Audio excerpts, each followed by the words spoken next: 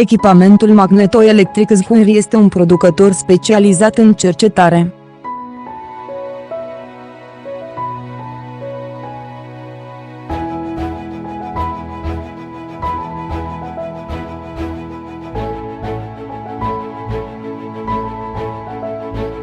Fabrica noastră situată în China, dezvoltarea și producerea separatorului de pulbere magnetoelectric.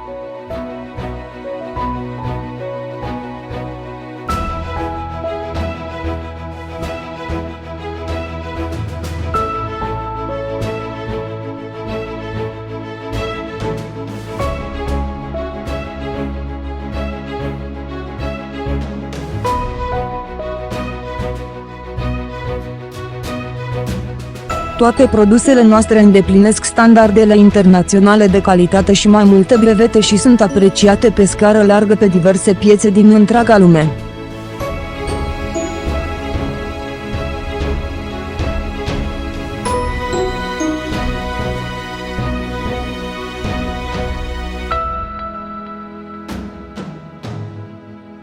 Produsele mele sunt exportate în America de Nord, Europa, Asia de Sud-Est.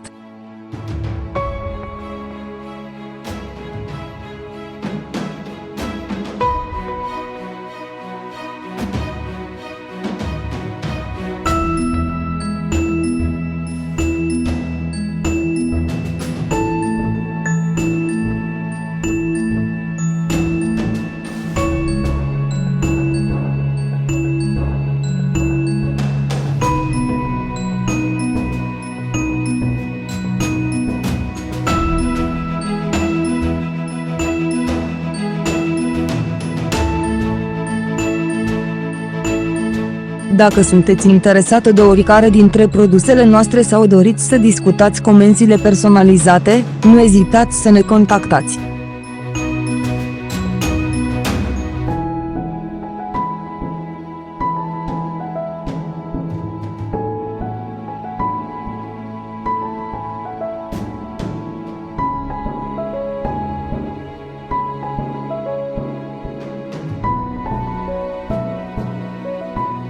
...20 de ani de experiență în industrie și cercetare, rezolvă problemele de producție pentru dumneavoastră.